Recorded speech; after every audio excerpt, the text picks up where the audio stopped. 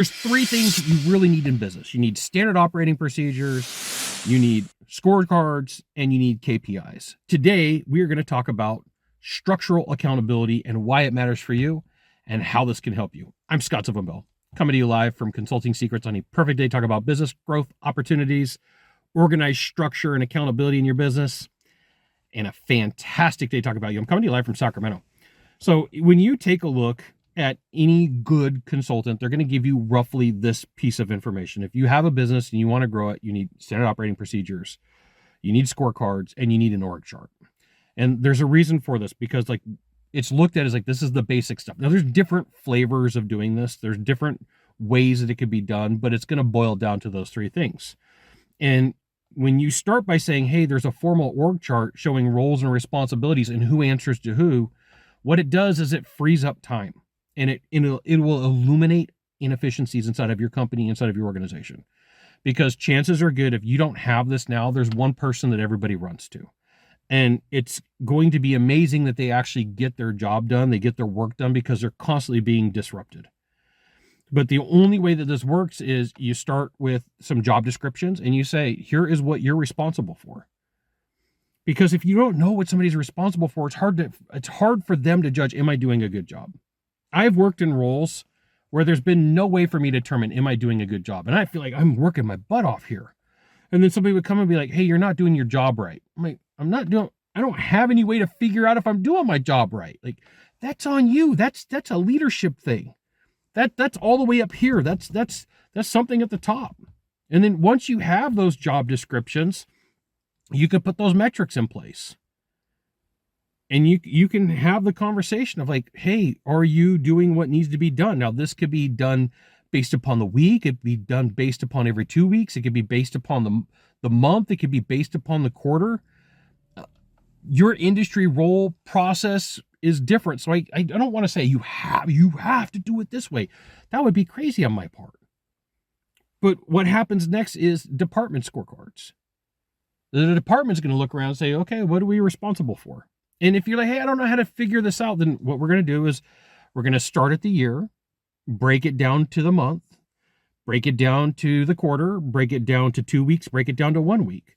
That type of process typically takes 2 hours, 4 hours. So like all in, you're like, how much time is it going to take? 2 to 4 hours. And you can bring in the math from the last couple of years. I grew up in the in-home trades, and there was a bell curve to the year. And the bell curve started shooting upwards around tax day. And the bell curve started shooting down towards the beginning of August. So like that peak, what we did was we figured out each month how much of a percentage of the year that it was. And so then like we built our metrics based upon that. And then we built our stretch goals based upon the metrics. And we tried to use a 5-year run. 1 year was good. 5 years, it helped with the weather. So there's ways that you can make this happen. And then decision-making inside of each individual role and process. What can you decide to do? The best companies, I think of the Ritz-Carlton. The Ritz-Carlton, I don't know if they still have this or not anymore. I should have looked it up before I shot this video. But they used to have a rule inside of their organization that any employee could make a decision for up to $2,000 to help a client if the client was upset, angry, or otherwise. And the reason I say it used to, because at some point the Ritz-Carlton got bought by another hotel chain. But that's the way it used to be. It was like, and everybody who went to the hotel knew it. Now, 3% of the population took advantage of it. 3% of the population was like, I can have somebody make a decision for up to $2,000. I want free dessert, right? I want free dessert. And it's not an inexpensive hotel, so dessert's like $75. Or I don't know what you're going to order. I'm giving you a good number. And then from there, you're gonna say, hey, we got the guidelines. What's the reporting? What's the reporting mechanism? What's the reporting cadence? Who is going to report this information? Who is going to track it? And where is it stored? Where are we putting this information? And then how are we talking about it? And the better companies, what they do is they build cross-department relationships over time. Like if you try to implement all of this in 1 hour, it's not going to work and it's going to fall apart. If you try to implement it over a month, you have a better chance, a better opportunity, and it has a better chance of winning. The cool thing is over time, you identify and remove role duplication and unclear responsibilities where people are like, I don't know. When I go through this process with companies, typically what we find is there's one or two people around the office that just, at the end of the day, they're floaters. They're not really necessarily doing anything. They got busy work and they look like they're busy. They look like they're doing stuff, but they find ways to hide in the shadows. And, their role and responsibility could be removed. Or they could be added to a team. They're already overhead, so you've got some decisions to make. And then last on this list, number 10, if you're keeping track, number 10 is the implemented performance review system tied to measurable outcomes.